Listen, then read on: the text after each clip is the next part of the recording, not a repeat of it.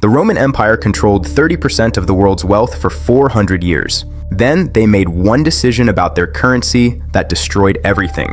That exact same decision is happening in America right now. Here's what happened to Rome and what's coming for the dollar. Welcome to Empires of Money. I study how empires rise and fall through their currency, and I've found that the same pattern repeats every single time. Quick disclaimer, this is educational analysis, not financial advice. Always do your own research. The Roman Empire rose to power around 27 BC under Emperor Augustus. Their currency was called the Denarius. It was a silver coin that contained 95% pure silver. This made it the most trusted currency in the world. At Rome's peak, the denarius was accepted everywhere. From Britain to Egypt, from Spain to Syria. If you had Roman coins, you had real money, because everyone knew it contained real silver. The empire was built on this trust. Merchants used denarii for trade. Soldiers were paid in denarii. Taxes were collected in denarii. The entire economy ran on silver coins that everyone believed in, but maintaining an empire is expensive. Rome had armies in dozens of countries. They built roads, aqueducts, temples, stadiums. They fought constant wars on every border. All of this required massive amounts of money. By 64 AD, Emperor Nero faced a problem. The empire needed more money than it had. Faced with financial ruin, Emperor Nero had three options. Option 1, raise taxes, but this would make people angry and could cause rebellion.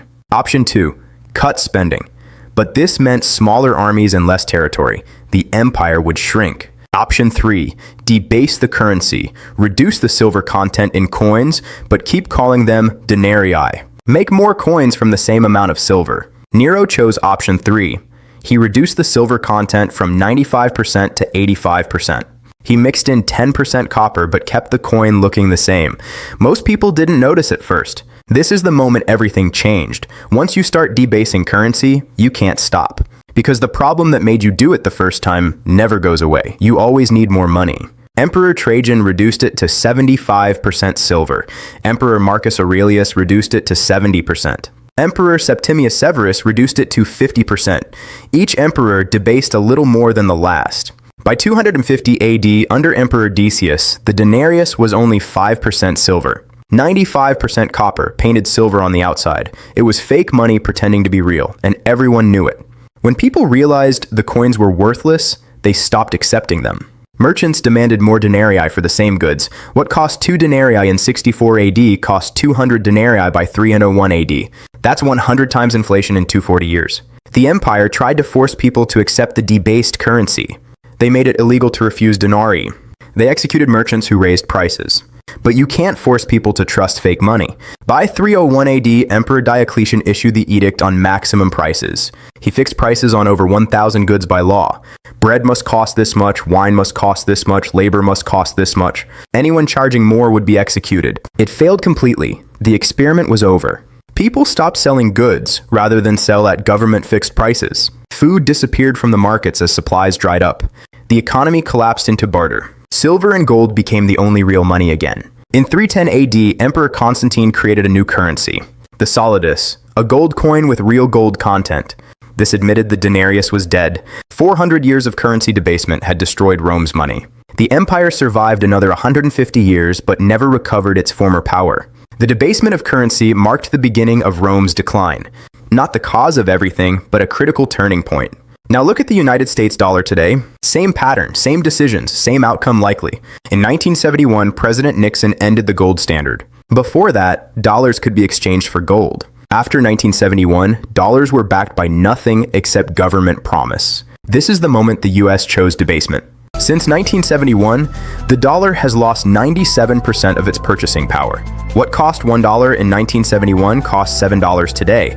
That's a 700% increase in prices. The same pattern as Rome, just faster. The Federal Reserve has printed trillions of dollars. In 2008, they printed 3 trillion. In 2020, they printed another 6 trillion. The total money supply increased from $800 billion in 1971 to 21 trillion today.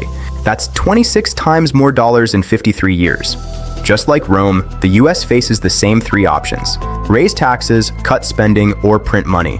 And just like Rome, they keep choosing option 3. Because it's politically easier. You can't see currency debasement happening in real time. Here's what I think happens next based on the Roman pattern. My prediction, not a guarantee.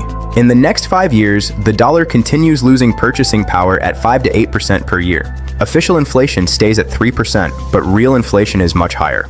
Just like Rome said the denarius was still silver when it wasn't. In the next 10 years, a major currency crisis forces the US to create a new dollar. Digital dollar backed by something tangible to restore trust. Just like Constantine created the solidus to replace the denarius. By 2040, the US dollar loses reserve currency status. Another currency or system replaces it for international trade. Just like the denarius was replaced by Byzantine gold, the cycle doesn't change. Empires rise with hard money, they debase to maintain power. Trust collapses, currency resets, new system emerges. So what do you do about this based on what worked historically? 3 things. First, understand that currency debasement is invisible but certain. In Rome, it took 200 years. In Weimar Germany, it took 4 years. In the US, we're 53 years into the cycle. Don't assume your dollars will hold value forever. Second, hold some assets outside the currency system. Romans who survived the crisis held gold and land. These kept value when denarii became worthless. Today, that means some allocation to gold, silver, real estate, or assets that can't be printed. Third, don't panic, but don't ignore it. Rome didn't collapse in one day. It was a slow decline over centuries. You have time to prepare if you start now. The people who lost everything were the ones who believed the government until the very end. The pattern is clear. Every empire that debases its currency eventually loses that currency.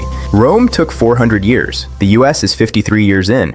History doesn't repeat exactly, but it rhymes. If you want to understand which empire falls next, subscribe to Empires of Money. I'm posting weekly videos on empire collapses and what they teach us about today. Next video, the British pound from world reserve currency to collapse.